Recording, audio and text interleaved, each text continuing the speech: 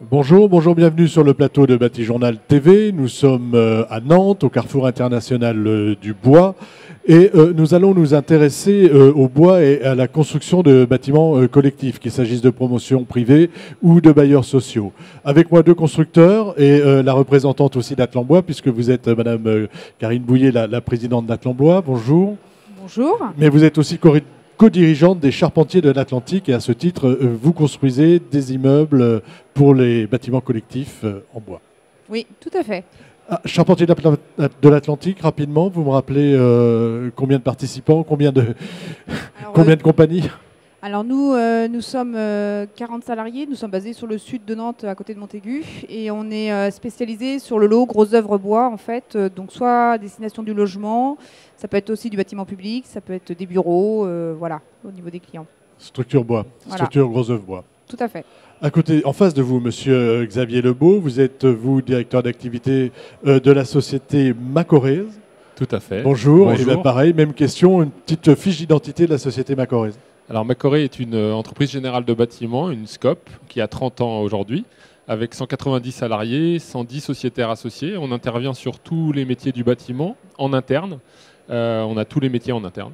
Et je dirige la partie construction bois qui représente à peu près 40% de l'activité. On construit des maisons, des logements collectifs, de l'individuel groupé et des extensions et surélévations. Alors la première question va être pour vous.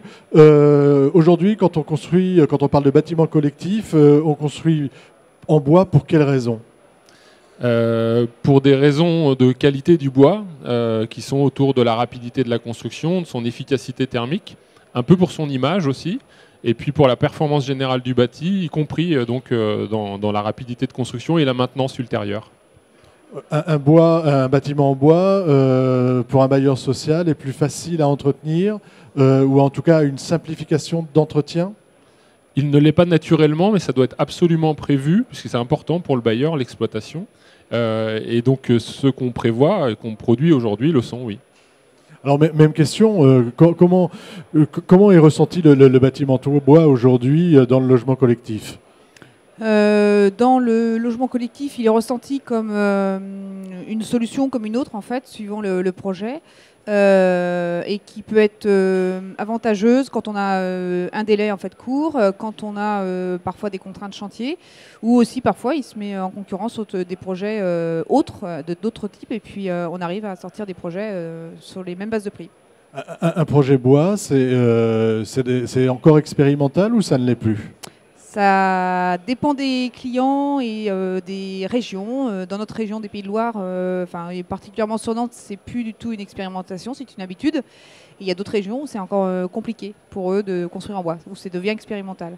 C'est-à-dire qu'il y a à la fois des gens qui sont très demandeurs, si j'ai bien compris, sur le marché, et d'autres qui le sont moins et qui viennent un peu par le bois, par la contrainte, une contrainte d'accès ou quelque chose comme ça. C'est le cas, tout à fait. Alors, nous, on intervient essentiellement sur la Loire-Atlantique. Donc, comme vient de le dire Karine, on est dans une zone où le bois a percé et est devenu naturel dans le mode constructif. Peut-être plus pour les bailleurs encore que chez les promoteurs, puisque chez un promoteur, il y a peut-être un peu plus de réticence encore à utiliser le bois aujourd'hui. Même question sur cette... Alors mon entreprise est sur la Vendée. Je peux vous dire que sur la Vendée, le bois, c'est pas du tout une habitude. En fait, la solution bois, elle vient souvent soit d'un architecte qui a une envie, ou alors du côté du client qui soit a rencontré quelqu'un ou est convaincu et du coup va demander à avoir un projet bois. Et on a travaillé autrement sur un autre projet, nous, sur Paris. Là, le client, c'était parce que la solution bois convenait et qu'une solution traditionnelle béton ne fonctionnait pas. Il y avait des contraintes chantier trop importantes. Donc là, du coup, le bois devient très intéressant en termes de contraintes chantier. Vous pouvez nous dire pourquoi sur ce chantier en particulier? Alors, on était dans le 19e à Paris, donc dans une rue qui est très empruntée, et on construisait en second rideau et on passait par un porche. Et en fait, le client a regardé avec l'entreprise générale la solution béton traditionnelle, et quand ils ont vu le nombre de toupies à amener sur le chantier, ils se sont dit c'est impossible, on ne peut pas fermer cette rue pour des toupies béton. Et ils ont regardé dans un second temps la solution bois, en étudiant la solution ossature bois, une solution CLT. Et en fait, pour aller plus vite sur le chantier et moins gêner les voisins, on est parti sur une solution CLT. D'accord.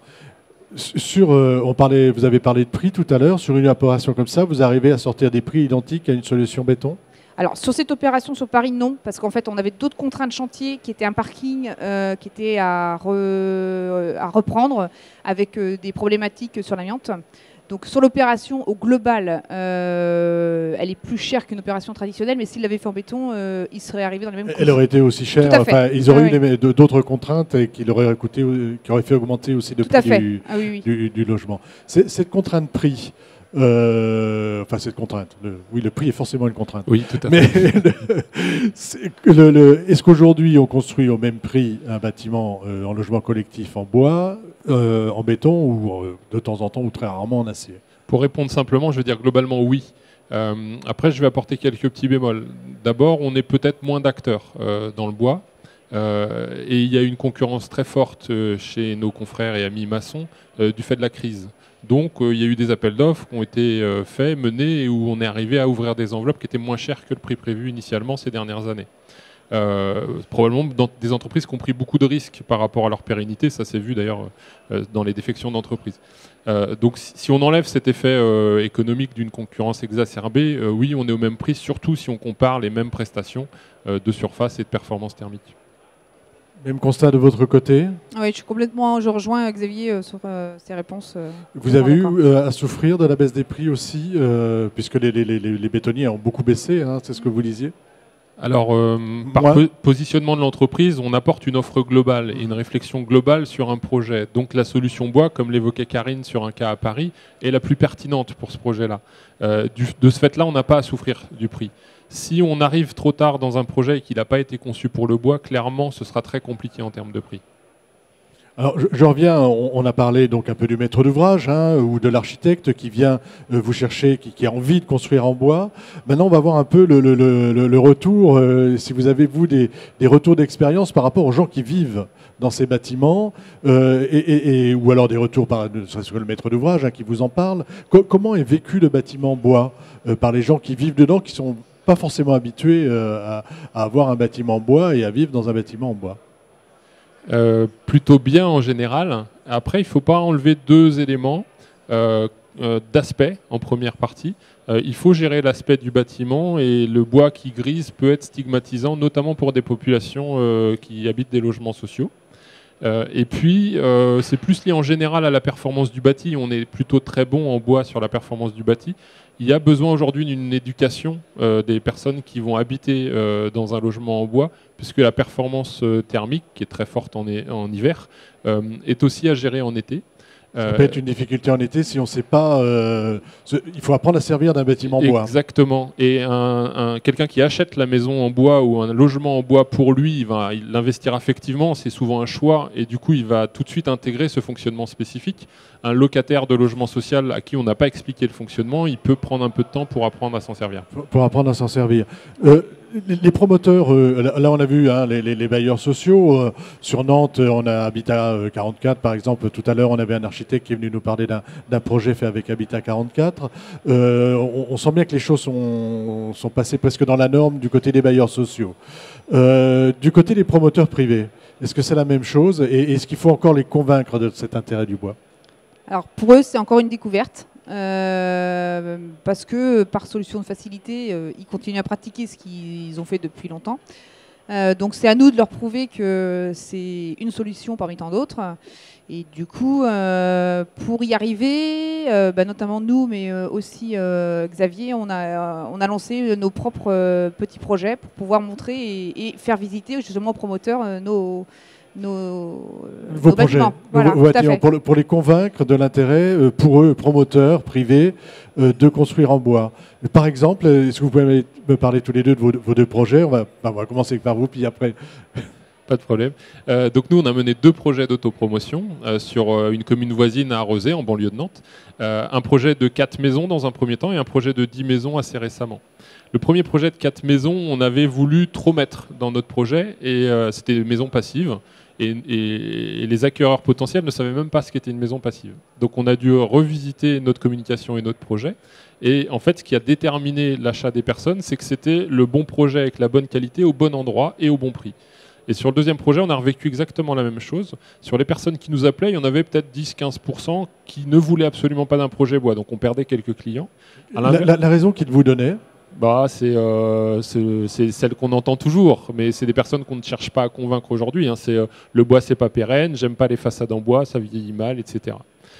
Sans aller jusqu'au petit cochon, mais presque. Ouais, d'accord. De temps en temps, on entend encore ça. Voilà, ça existe encore, mais ça représentait finalement peu de personnes. Il y avait 20-30% des personnes qui appelaient parce qu'elles voulaient absolument un projet en bois, elles étaient sensibles à ça.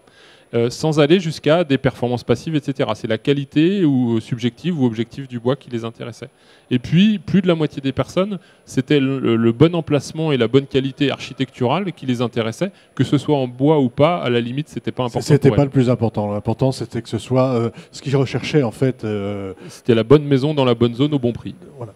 De votre côté, votre expérience par rapport à cet aspect d'autopromotion, c'était aussi une opération d'autopromotion, c'est ça? Oui, tout à fait, de 4 logements là sur Montaigu. Et du coup, donc nous, quand on a travaillé cette opération, on a déjà travaillé avec la mairie, savoir exactement ce qui était recherché en fait sur la commune. Il nous a dit bon, c'est pas la peine de faire trop, on n'acceptera pas. Par contre, nous, il faut qu'on commence à densifier sur notre secteur.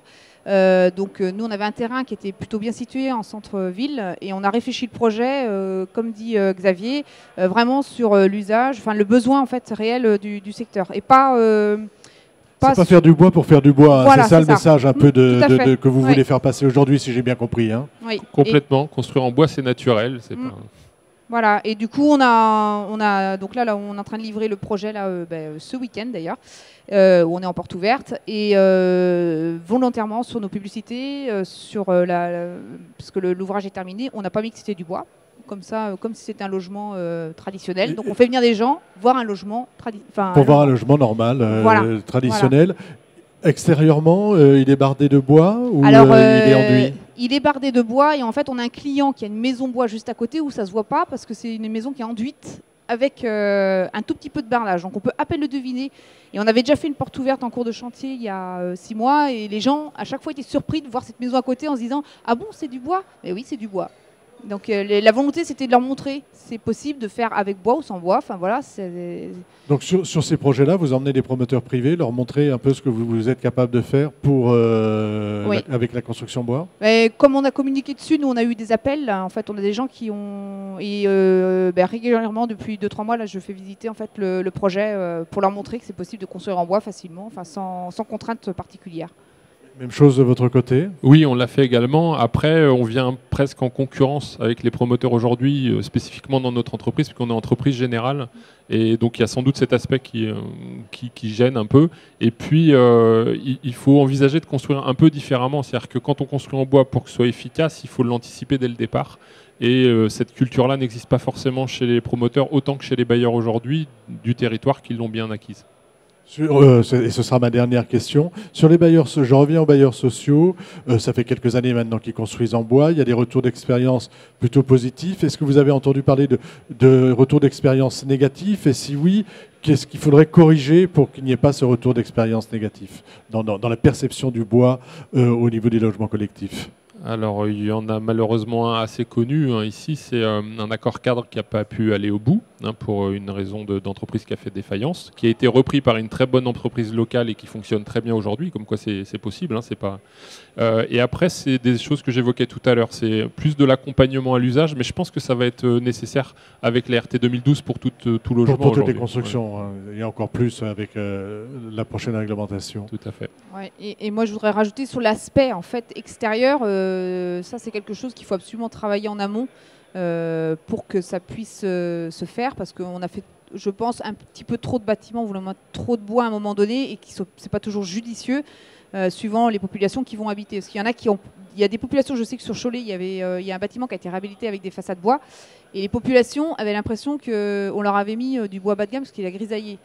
Et en fait, quand on rentre dans les logements, ils sont tous avec des meubles vernis. Donc pour eux, c'était... Oui, alors que le travail qui avait été fait était très, très bien fait. Voilà. En fait, Mais c'est vrai que c'est plus un architecte qui a envie parfois de voir griser son bâtiment, de le voir patiner avec le temps. Et c'est culturel, c'est un peu culturel et c'est un peu d'éducation par rapport à ça. C'est exactement ça.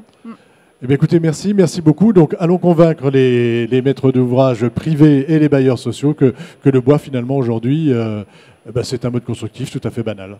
Tout à fait. Merci à vous. Merci d'être venu sur le plateau de Bâti Journal.